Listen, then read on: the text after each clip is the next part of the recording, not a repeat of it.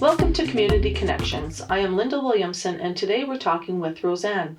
Thank you for coming in, Rosann, and spending your time with us. Hi, Linda. It's exciting to be here. Can you tell us a little bit about yourself? Sure.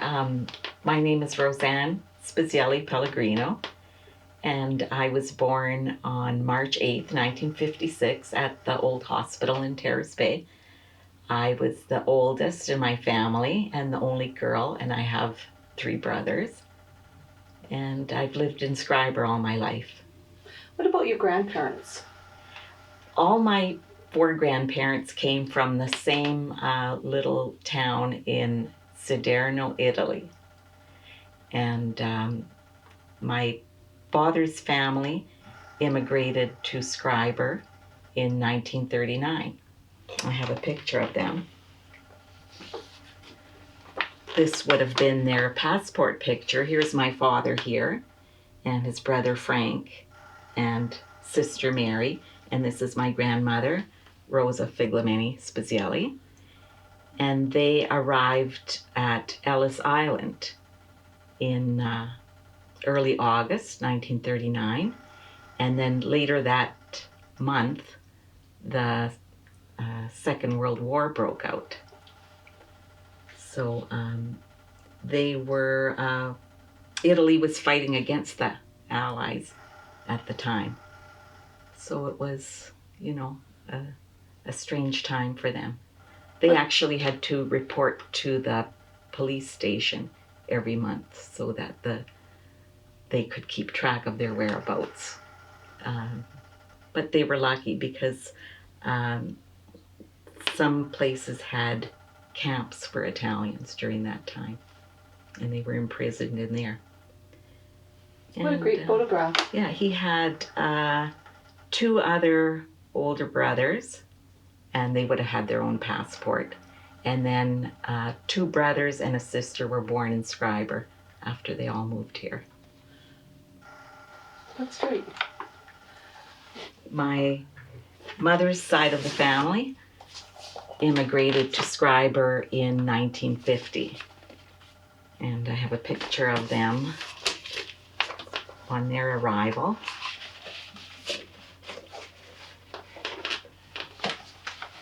There's a picture of my mother's family. They arrived on December 8th, 1950, and there's a picture of them there.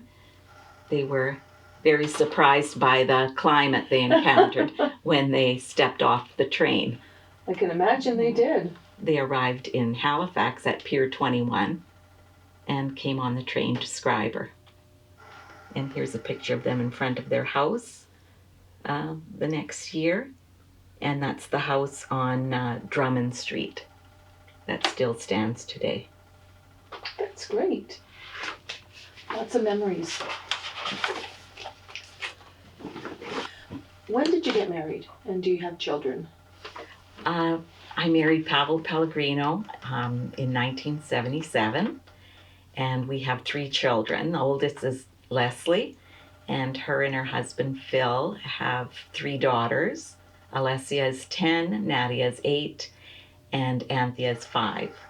They live in Thunder Bay, and Leslie's a teacher there. My son Joseph is my second child, and him and his partner Samantha are now running therapeutic clinic in Victoria. And they have a son, Luca, who's 2.5. And my youngest is Robin. She is a respiratory therapist at the regional in Thunder Bay. What did you do for fun as a child? My memories are playing in the neighborhood.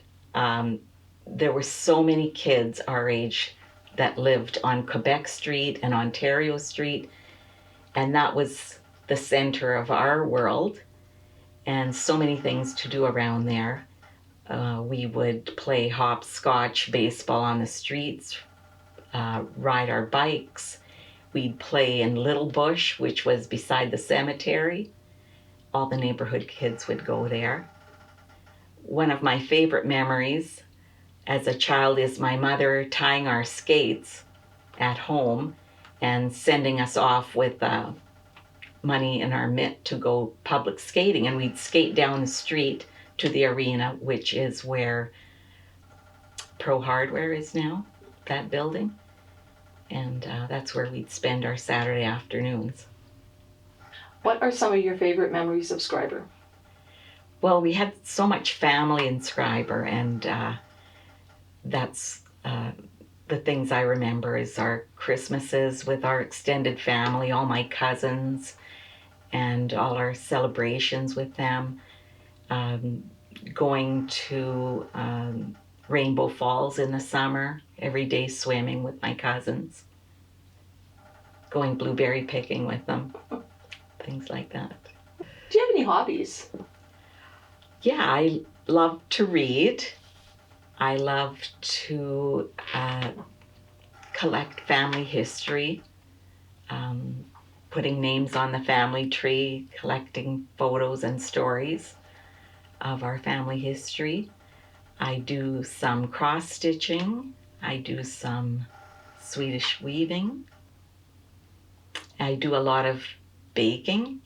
I love to find new recipes online, and I do a lot of traditional cooking that my mother taught me, and a lot of it involves special occasions, feast days where we have special cooking we do on that day.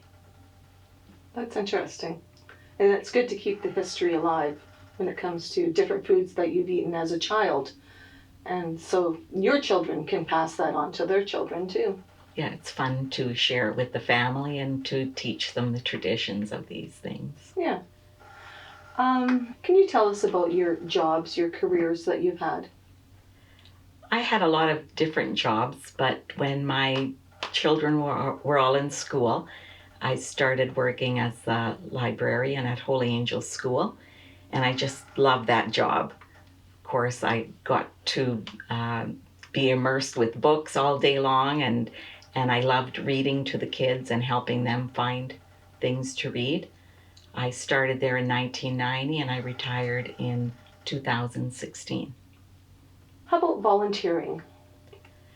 I always volunteered with things my kids were involved with when they were young, like Mom and Me and figure skating and brownies and things like that.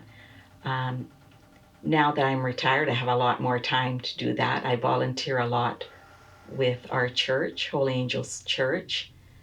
I sang in the choir there for decades. I'm involved with the Catholic Women's League.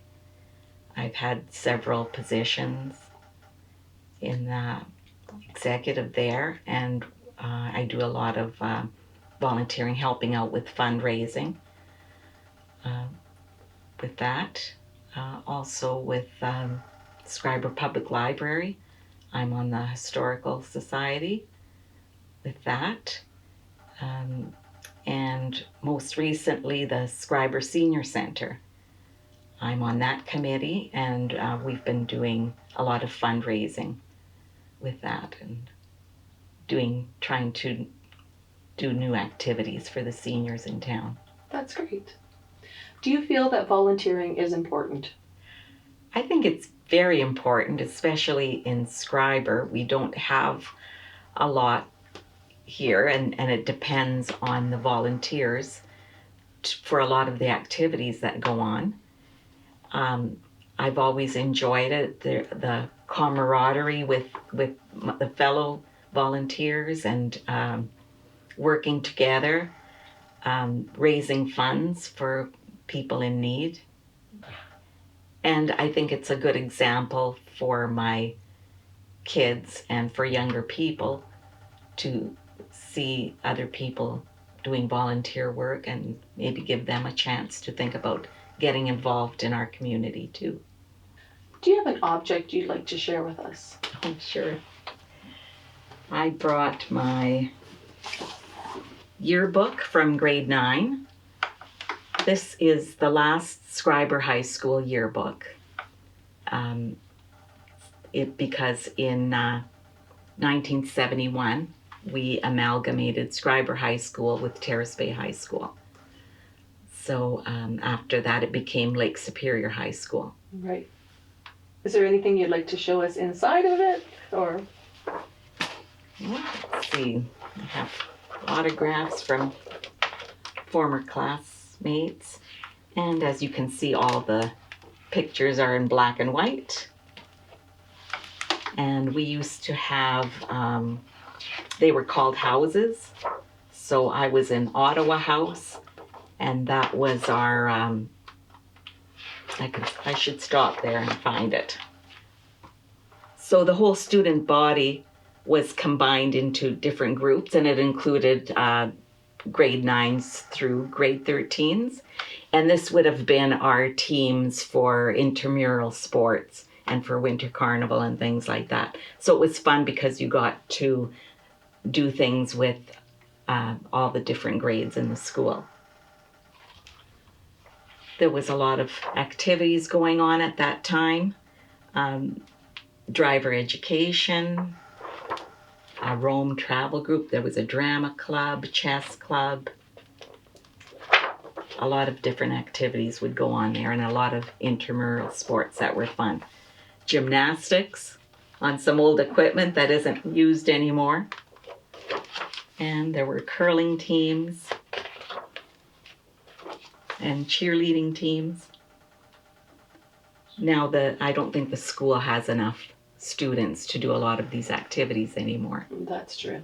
It's great to look back through your old yearbooks and remember people that you've forgotten.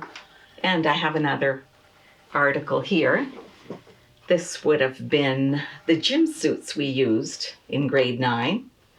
The school colors were green and gold, so our gym suit was green. That's awesome.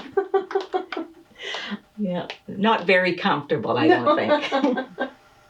And my mother taught me how to do embroidery, so I had my name on the back. Very nice.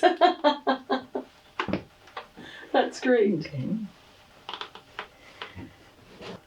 So I also love collecting history.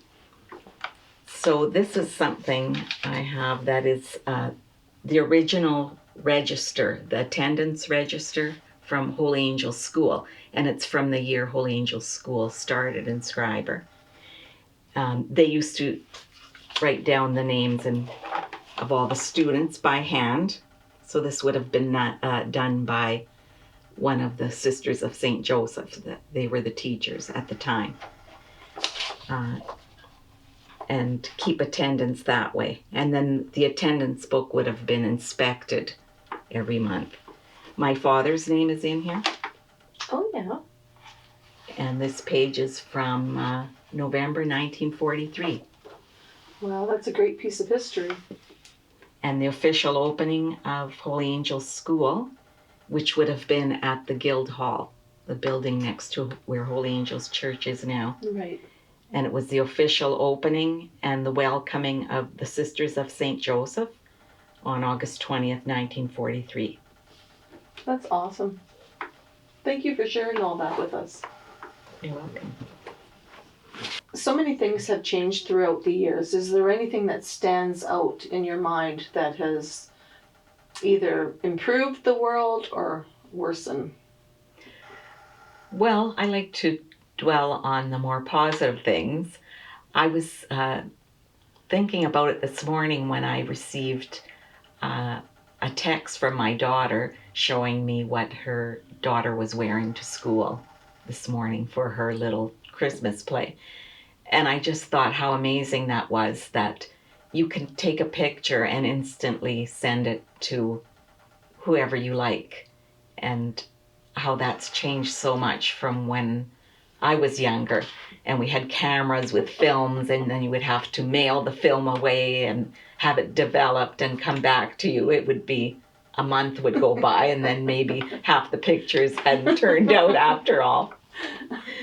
The same thing with on the Weather Channel this morning. Somebody had sent a picture of the sunset last night. So you can take a picture and just send it whenever you want, to who you want. And it's a great way to stay connected with all your family. I have family in Calgary and Victoria, and we can communicate every day like that and keep in touch. I can video chat with my grandchildren whenever I like. Since we've all had to stay at home because of the pandemic, I haven't seen my son and his family since last Christmas. And we're missing all that part of his little boy growing up. They'll video chat with us every second day, and he's gotten to know us that way.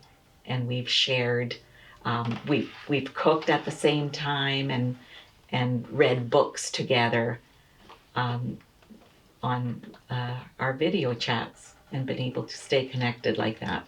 That's awesome. And that's an amazing thing to be able to do these days. It definitely is.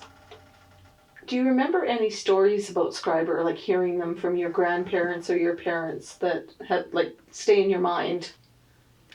Well, my father would tell this funny story about something that happened when a lot of the Italian immigrants were getting their citizenship in Scriber. We didn't really believe it, and he started telling it one time when I was first married, and my husband said, "Yeah, that's true, I was there." So it was December 31st, 1965, and everybody had the opportunity to go to the basement of the police station, and there was a judge there, and he was going to grant Canadian citizenship to everyone. So they were supposed to raise their right hand and repeat, stating their name and what the statement was. And the first lady in line was Marcia Busso. So she raised her hand and said, "My name is Marcia Busso," and the rest of it. The next person who didn't speak English raised their hand and said, "My name is Marcia Busso," and continued. It continued down the line. It was getting close to my husband's mother's turn. And so him and his two brothers whispered to her, "Whatever you do when it's your turn, state your name, Teresa Pellegrino, and then repeat what he's saying." But she panicked when it got to her turn. So again, she said, "My name is Marcia Busso." And finally, the judge had to stop. And he said, "Would the real Marcia Busso please stand up?" That's hilarious. How important is the library to you and to our community? I think it's a vital part of the community. It's the center of Scriber. It's something that connects us all, connects people of all ages.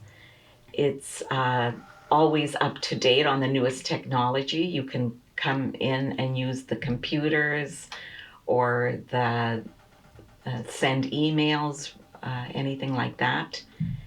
There are so many activities that go on. They're always reaching out to the communities, sharing special activities at Christmas, Halloween, things like that with the children. The community garden for people that are interested in that. Most recently, they have acquired iPads for the senior citizens in Scriber, so they have access to take those home and learn how to use them and learn everything that's involved with that now. When I was a child, I remember the first time stepping into the library, and I couldn't believe that there was a place you could go and just borrow books. I would go after school every day, borrow books for myself and my brothers, and go home and share them with them. And I thought that was really exciting. And of course, having a job in the school library, it was something that I really enjoyed too. I know you talked a little bit about how COVID has affected your life with seeing your grandchildren and your children. What are other ways that it has affected your life? Well, when it first started, we had just come home from a trip from Florida, and we had to isolate in our homes. We couldn't see anybody. After that, things started to shut down. The stores and the library and the church. We couldn't go anywhere. We had to email our grocery order to Costa's and then have it picked up or have them deliver it. There's just been so many changes. Then we started wearing masks everywhere, answering questions before we enter any building, answering health questions. We have to stay 6 feet apart from people. When we go for a walk after supper, we have to move off the sidewalk if someone else is coming towards us, and just stay separated like that. We haven't been able to travel to visit family or go on trips. And just the separation it's caused between people, we're not used to that. We're a close-knit community where activities are always going on, and we always spent a lot of time with family. So now we have to be really careful about staying apart until the pandemic is over. How do you envision the future? Well, of Scriber, we've always said we need some kind of industry brought in to revive the community. But I was thinking, since the pandemic, a lot of people are working online. We're having Zoom meetings online. People aren't going into their places of work, but working from home. So maybe this has brought the change, the turnaround for us in how things will be conducted in the future. And maybe living in a small town isn't so bad, being isolated already as we are. And if people can work from home, there would be no reason for people not to thrive in their way of living by living in a place like Scriber. I agree that there's many changes happening in our lives right now, and hopefully in the future, the near future, things get back to normal. Thanks, Rosann, for coming in and sharing your memories with us. Oh, thank you, Linda. Thank you for watching.